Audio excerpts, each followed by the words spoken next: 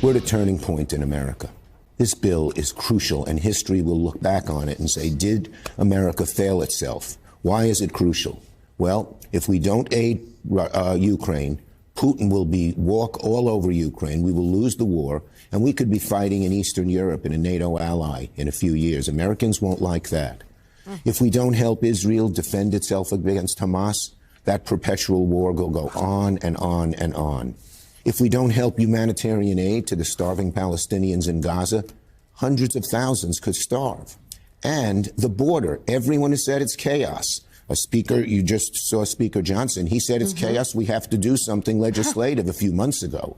But what has happened, in answer your question, so this is crucial for America. It's a turning point. History is going to look over our shoulders and say, did we rise to the occasion? To his credit, Mitch McConnell did.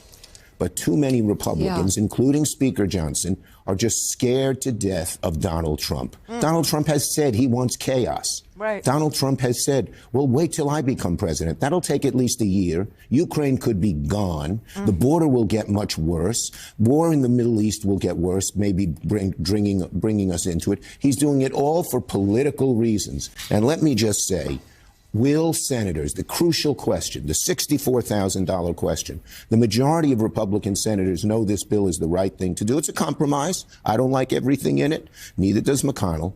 But it's a compromise. That's the only way you get things important done in the Senate. We proved that 2 years ago in our bipartisan legislation. And will the senators drown out the political noise from Trump and his minions and do the right thing for America? It's a crucial question. History is looking down on every one of us right now. You know, this was about the border package. It's a $118 billion border package that has $20 billion going to the border. It has changes in the asylum, raises the level of, peril you must be in order to even have a legitimate claim of asylum.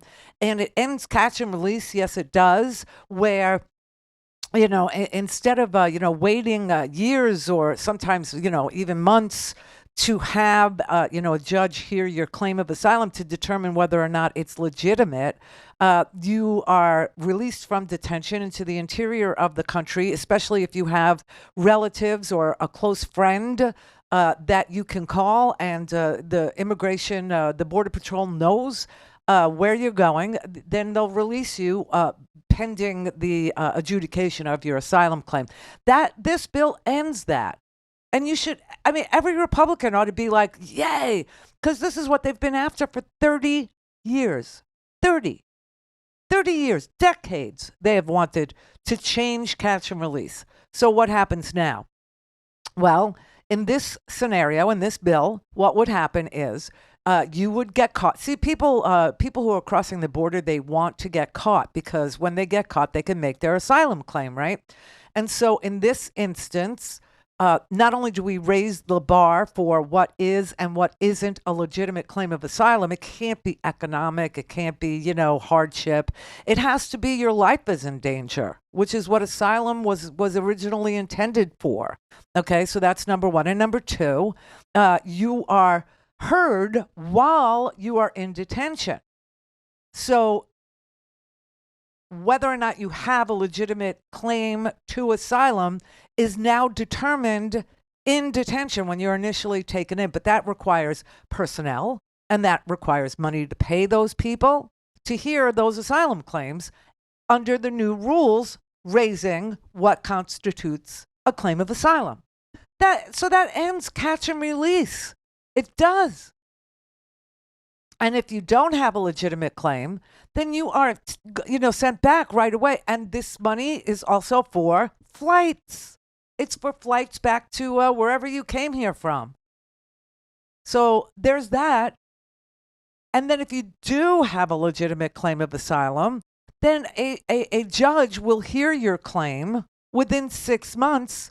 But the entire time that you're waiting to have a judge hear your claim, you are either in government detention or supervised by the government. So nobody disappears anymore into the interior. Now, every Republican ought to be for that, every single one. The only reason why any of them are not Donald Trump doesn't want the issue solved. Donald Trump wants the issue. And everybody knows that. Every single thinking person knows that. And then to add absurdity to what's already bizarre, they're trying to impeach the Homeland Security Secretary, Alejandro Mayorkas, because he doesn't have the tools to do what they want done. And if they would give him the legislative tools, if they would actually legislate a different asylum standard, a different, speed of hearing a claim of asylum, a different form of deportation and change the amount of time that people have,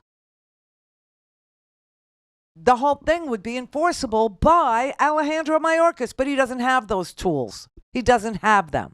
That's another reason why Crazy Boy over the weekend said, well, if I were president again, I would solve the problem I failed to solve last time, apparently, by invoking 212F, which was a COVID emergency paragraph in the current immigration law that he was able to invoke, having to do with protecting the United States from a global pandemic.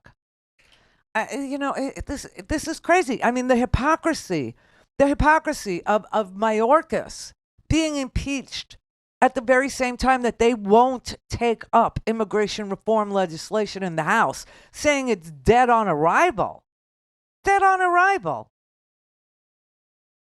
On Saturday, Mr. Speaker, you proposed a new standalone aid package to provide funding for Israel. It, of course, comes just hours before the Senate is set to unveil the details, the text of its border deal, which would also include funding for Israel and Ukraine. You just heard Jake call it a ploy, a political stunt. Why not wait for the Senate to put out their bill first? Well, let's make a couple of things clear here, Kristen. You know, we passed the support for Iran many months ago, 3 months ago. Wait, what? Support for Iran? Wait, what? Yeah, he doesn't know what he's talking about. Okay, little Mike Johnson there. So what he is proposing is to fund only Israel in a standalone package. Why is he doing that? He's doing that because, A, it changes the text of the Senate bill that was passed out of the Senate.